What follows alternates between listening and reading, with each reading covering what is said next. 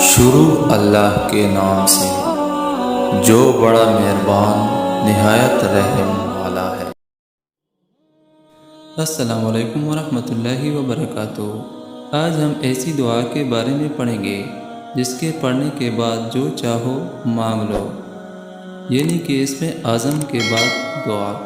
حضور صلی اللہ علیہ وآلہ وسلم نے دعاؤں میں اس اسم اعظم کے ورد کی تلقین فرمائی ہے، کیونکہ اس اسم اعظم کے توسط سے مانگی ہوئی دعا رد نہیں ہوتی۔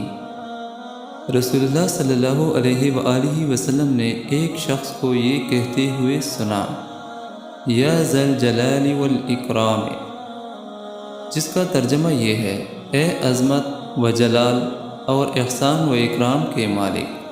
تو آپ صلی اللہ علیہ وآلہ وسلم نے فرمایا، تیری دعا قبول کی جائے گی، اب تو جو چاہے مانگ۔ یہ روایت ترمذی شریف کی ہے۔